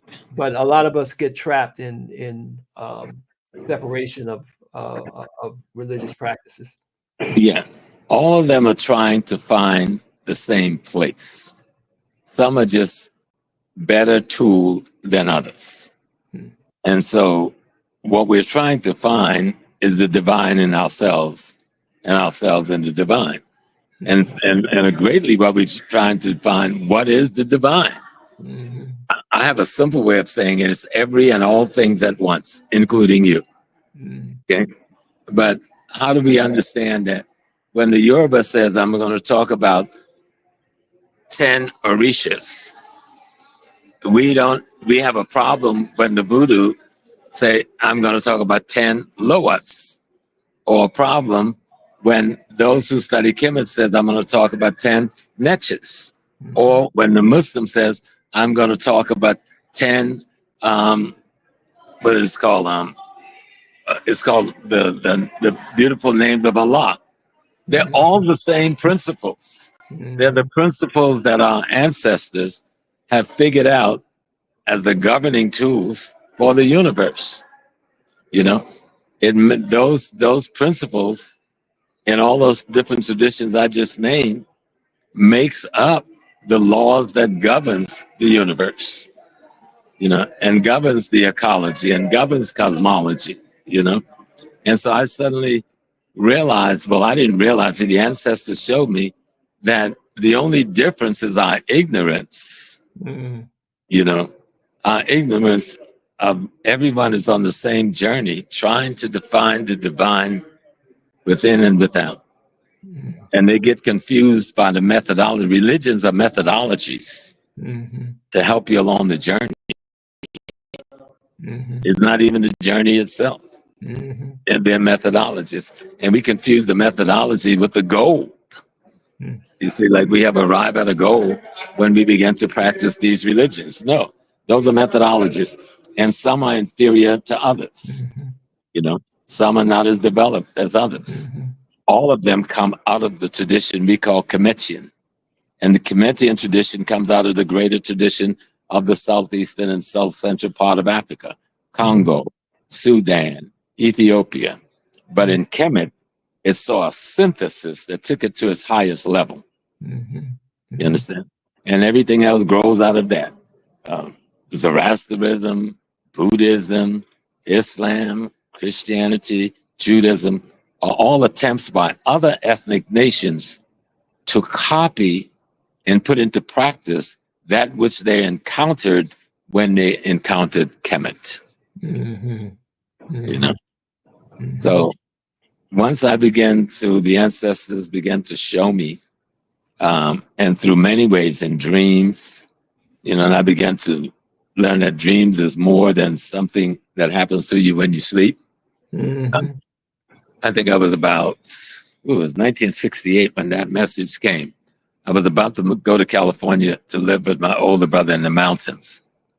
And I had a dream about the house on the plantation in South Carolina. And me and one of my brother, an older brother, was there. And we both had these big snakes flying with us and flying around us. And they were colorful snakes, almost the colors of the rainbows. And he was killing his snake. But I embraced mine. And I went to him and I'm screaming, don't do that. Don't kill that. Because that's you. That's you. That's your spirit. That's your soul. That's you. I'm screaming and I wake up out of my dream screaming this because it was so real. And then mine just sailed off into the forest, cutting a path through the trees going towards the river. And I used the word, I remember in my dream, that your soul is the Kabbalah. The Kabbalah is your soul. And I just began to study Kabbalistic history at that time. So that's when I first realized that there's something outside of you teaching you, but you got to listen, you know, and you got to take the teaching seriously, and you got to follow where it leads you, and then practice what you learn. Yeah, so interesting because we know the role the serpent plays in Kemet, and how the elevated life force then becomes your your protective power. Mhm. And also, of course, And at that time, I knew nothing about Kemetic history, mhm. but I would learn so much later about the serpent. So were you able to heal your brother's snake over time? Oh, yes. It took him years, but he found his way back to his spirit self, off into the European world, off into, off into doing all the things people do, the drinking, the so forth.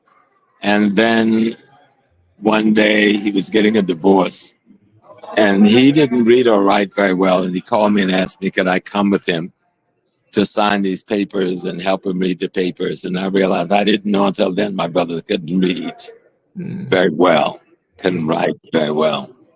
And during that period of a couple of months, us being together like that, they always supported me, though, no matter what I was doing. My family, that was a blessing from the divine. No one in my family ever spoke against me, but they were there. My parents would kill them or speak down to me or on me. They knew I was doing something that was good for the family. And I remember when I was about 28, all my siblings got together down in South Carolina and made a trophy for me and sent it to me, and it just said the family hero. Just one of those little statue things you buy out of the souvenir, the trophy stores. But they appreciated what I was doing, even though they didn't understand it enough to see me as the family hero, And so when I went south 2 weeks ago to my younger sister's 75th birthday, you just see love at a level and a pitch that you don't see it when you're away from that blood clot that you came out of, And so many, I think we were in a restaurant owned by one of my nephews, and there had to be at least 300-400 family members, most of whom I hadn't seen in 50 years. Wow. But they all knew me. They watched the YouTube. They watched my Zooms. I didn't know those kids were paying attention to me at all. I was busy thinking I'm talking to the rest of the world. And I went 2 weeks before that to a funeral, and I walk into church, and the minister, the young female minister in the pulpit, who was born after I left home, was my relative. The bishop sitting behind it was my relative, Chef, who I hadn't seen since the day I left home for the Navy, the day after graduation. And she stopped the funeral service of my older brother, Marshall, to say, Professor James Smalls just walked in the church.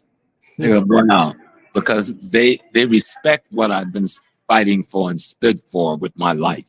And I felt so honored. I felt a little embarrassed, but I was honored that those youngsters felt I was worthy. Worthy, And that makes you feel good that you haven't been out here just talking and teaching for nothing. And then they talk to you and tell you, I've watched you on this, and some of them start quoting me, and I go, wow, they're quoting me. That makes you feel really good, Well, we feel the same way. So I know you're out with the family, and I appreciate you took this moment. I just want to ask you before you run, why people should come out on Saturday, and how you plan on addressing, or what your thoughts are about our biggest obstacle as a people right now. Say that one again. Our biggest obstacle as a people right now, our biggest challenge. Well, I think our biggest challenge is the same challenge we've been struggling with for decades, and that's the one of knowing thyself. And a part of knowing thyself is knowing our spiritual self. Part of knowing thyself is knowing our divine self. Part of knowing ourselves is mastering the history that we have evolved through. I use the term history will erase the enemy's mystery. And so the history will give you the opportunity and the platform to seek out your spiritual strength, which is always there around you. But your life is so cluttered with his mess, his lies, his distortions, that you can't see yourself walking down the street and look around and see, oh my God, grandma's right there. Oh my God, grandpa's right there. Oh, great nanny's right here with me. Oh, Dad is right here. They're walking with me. No one can see them, but I know them. They're here because I feel them. They're not only walking with me, they're walking as me. So that's what I don't want to give up too much of what we're going to talk about, but I want to leave some for the mystery. Yes, sir. But that's what I'll be trying to explain: knowing thyself. And the best way to know thyself is to know your ancestors, and the best way to know your ancestors is to know your history. In your history is your culture and your spiritual system, your sacred science, and then learn that you must master that. That includes your medicine. That includes your language. That includes your intellect, all of those things. But it starts with trying to learn the history of your family, with your family tree.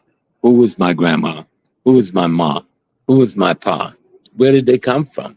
You know, where did their parents come from? What part of the country did they come from? Did they come from South Carolina, North Carolina, Mississippi, Arkansas? What was that area of the world? What tyranny did they have to live through? Because that tells you who you are. You wake up the spirit. You wake the spirit up in you. And the spirit you wake up will teach you to find the other spirits within you. So that's where we're going to be going. All right. Thank you so much, Professor Small. And we are excited, waiting to greet you. And shout out to my brother Kesmani Heru. He's taken that pilgrimage with you many years to the grave of Malcolm X and Dr. Ben up there in the Bronx. So we're all waiting anxiously to greet you and to spend this time with you. I know I'm going to see so many of my brothers and sisters I haven't seen in decades, so I'm looking forward to Saturday and Sunday. All right. Thank you so my much. brothers. Thanks to your family for letting you I will stake out in the lobby for us. Yeah, they understand. All right. Peace and blessings. Peace and blessings. Peace and blessings. Okay, cool. Yes. All right. I see y'all in the chat. Some fire in the chat. What a powerful, beautiful Kamitfest we're going to have. So I want to thank you for joining us tonight. Yes, there will be a replay of this. You can use the same link to come back and check it out again. If you are on our YouTube channels, we're on the Sarset PA and the Comedic Legacy YouTube channels. The recording will be there and available. And also on our Facebook, Heteru Healers Facebook page, Ra'u Nephra Men Facebook page.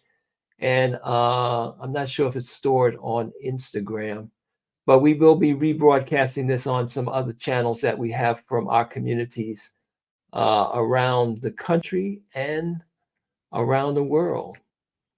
So I look forward to seeing you all on Saturday, November 2nd. That's this coming Saturday, November 2nd, at our Kamitfest. Started 29 years ago. And this year, we have the opportunity to have not only Professor James Small with us, we have Dr. Molefe Asante, the father of Afrocentricity, is going to be with us. He's going to be speaking before Dr. Small on Saturday. Dr. Small will speak at 6 p.m. Dr. Asante will speak at 4 p.m. And we're also going to get a visit from Dr. Salim Faraji. You might have seen him in our last episode of this Kamitfest preview.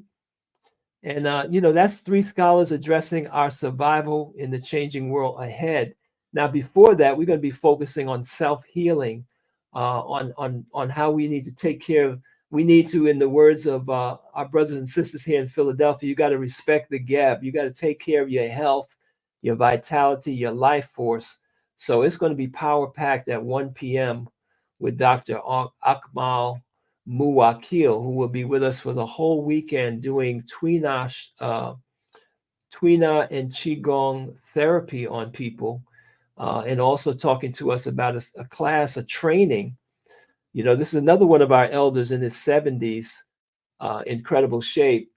And he's looking to pass this wisdom on. So if you or any young people are thinking about career, about expanding in the health services, are thinking about what you can do and getting some high-level training in terms of real holistic healing, this is a brother that you want to meet, you want to experience what he's going to share with us at 1 p.m. and then learn about the classes and training that's going to be available. At 2:30 p.m., we're going to have our, we usually call it that vegan life, because thanks to the work of our great teacher, Shechem Ra'u Nefra Men, we've been vegan since 1974. We were vegan before vegan was cool. We were vegan before a supermarket didn't know anything about any vegan products. Now you go into any supermarket and there's something that you can deal with. But in those days, you had to go to a special co-op, or maybe a health food store just to buy your groceries. So we have a lot of experience with that. And thanks to his teachings, our members have enjoyed very good health over all of these years. Now we're in our 51st year as a society, and that foundation is based on a healthy lifestyle, right? You got to have that. You got to have that vitality, that strength, and that spirituality to help you to transcend stress and the stress response. So we're going to be dealing with that on Sunday. We are going to have our first public Paut Neteru meditation. What is that? That is the core of the practice that has kept us strong over all of these years. You heard Dr. Small talk about the dream and different powerful things that have happened in his spiritual experience. Well, Asar said we have hundreds and hundreds and hundreds of experiences, testimonials of people getting powerful results, healings, removal of obstructions, protection, advancement in their careers and their lifestyle. You heard Dr. Fields Black talk about that. And it's all through the Paut Neteru meditation. That's the process of awakening those 11 faculties within your spirit. So we do a group meditation internationally. We do it every Sunday, as a community. So that's been a private and will continue to be an internal, ritual that we do. But we are now prepared to open up a Paut Neteru meditation to the public. So you're going to be able to participate in that on a regular basis, right? Every month. So the first one will take place on Sunday, November 3rd at 11 a.m. If you're going to be with us, you put on your nice white ritual clothing and come, or you can jump on Zoom and you can experience what a Paut Neteru meditation and committed spirituality is all about, right? You can taste that for yourself. And then at 2 p.m., we're going to hear about more from Dr. Edda Fields Black and her work on Kambi. And we have some special surprises for you if you attend that. That's going to be quite mind-blowing. At 3:30, my person will be talking about AI. AI to us stands for astrological intelligence. It's not the artificial intelligence, it's the netter intelligence. And we will be releasing the 2025 Paut Neteru calendar and meditation journal. So we're going to talk about the fact that our lives and the events in our lives are being facilitated by spiritual forces. And we have a schedule. We have a calendar that actually shows you, what aspect of God's spirit is manifesting in a particular lunar cycle and how you can harmonize your activities, your projects, your personal growth and development, your goals, your business with those divine intelligences to propel you to greater success. And then at 5 p.m. is going to be the keynote address from Shechem Ra'u Nefra Men, talking about the keys to empowering your manifestations. And he's going to be releasing a new course, a new digital course and book. And it's on a new platform called ComiticLegacy.net. You're going to hear about that and all the classes and events that we have coming up for the rest of the year and into 2025, and how you can be a part of that. in a powerful way.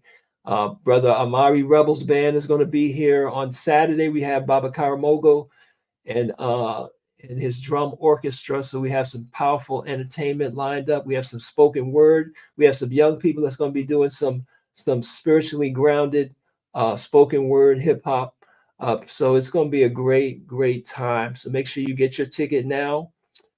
You can get your ticket for both days, even if you can only come one day, or if you're going to be on Zoom, because you're going to get a recording of everything that transpires on our replay page. And let me see if this has refreshed, because some of y'all need to do what I'm going to do, and that is get me some serious healing treatments. Here it is. So we have Dr. Chester Phillips Derdench Mashani, and also Dr. Atangwe, a power couple. And you're going to get some counsel and some treatment in a holistic manner through traditional Chinese medicine, as well as integrated medicine. What is integrated medicine? It's the practice of knowing how to navigate. Some of us have high blood pressure already. We have diabetes. We have, certain conditions, and there's medications that we need to be on to survive, right? And you might want to have a more natural or holistic approach. So you need to talk to somebody that's qualified to help you to navigate that. Is that appropriate for you? Or how can you, use other modalities to offset the side effects or negative effects of medications that you might have to take? Or how you can even safely transition away from those medications if that's possible. So if you click this button on our website, you can make an appointment, and I'm stressing that now because we're anticipating an overflow of people, and these two specific practitioners, they're only up here maybe once a month to once every 6 weeks, so they have people lined up. So if you have any concern health-wise and you want to see a very qualified and experienced practitioner, you need to sign up soon, like tonight. Because the appointments will be sold out quickly. If you want to stay here with us overnight, you can click here. You can find out what hotels, what Airbnbs are right in the area. And of course, we're going to have some good food from you. We're very blessed and grateful that through the meditations, the rituals, and the spiritual work that we've done, we've launched several businesses. One of the businesses that we've launched is called the Nile Cafe. As I said, we were vegan before vegan was cool. And we have been in business for over 20 years. We are now recognized in Philadelphia as the longest running vegan restaurant in the city of Philadelphia, and proud to be African owned and operated. We also have New Waters, which is the only African owned water purification store. And, we need to talk about that, because there's a lot of information that's come out recently you might not be aware of, that one of the biggest dangers to our health, actually two things, is the what they're calling the forever chemicals, right, that are in the environment, that are in the food, that are in the water, and also microplastics. Microplastics are in all of our bodies. And they're in the water. They're in that bottled water that you're drinking, in that plastic bottle. So we launched a company called New Waters. We have a 6-stage reverse osmosis purification system. It is the only method that will remove microplastics from your water. And we've been at that for over 15 years or so. It's the water that we cook with in our restaurant. It's the only water we let touch our lips. So you want to hear about that. And that's African-owned business as well, that we've been able to launch and sustain through the power of Kamitic spirituality. That's how we've been able to do it. So we're going to welcome you in Philadelphia. You're going to have great food, great entertainment, powerful information. And we have some of the best vendors on the East Coast you're going to find. So we'll have lots of beautiful merchandise and art and so forth for you to also patronize our Black businesses. If you're interested in vending, we may still have a spot outside. I think our indoor is all sold out, but you hit the button here and fill out the form, and we'll see if we can still accommodate you. So I want to thank you for being with us tonight. And I think we're going to leave with the beautiful sound. Amen. Ankara, amen. What's up, everybody?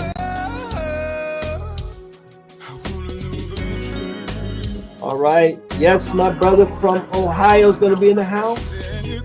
Right on. Thank you, Audrey, for being with us. Brother Carlson. Patricia. Michelle. Francine. Jacqueline. My man Ernest from Belize.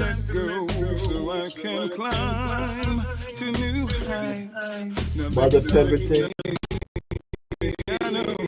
Thank you. Thank you, Atukwe. Curtis Green. All right, there you have it there. Never tap. Look forward to seeing y'all in Philly. Don't forget, Thursday night. Tekmo Shechem, Raul Nefra, amen. Thursday night, 8 o'clock. The Fool.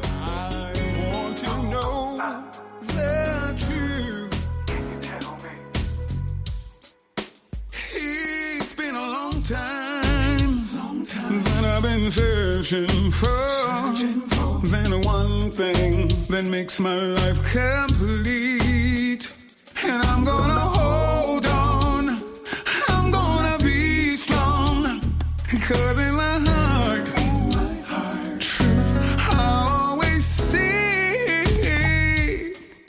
I wanna know, I'm gonna know.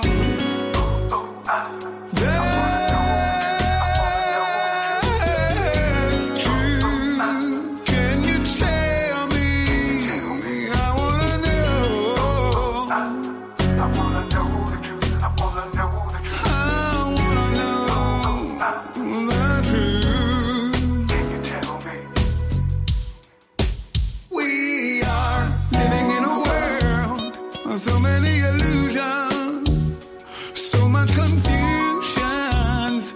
I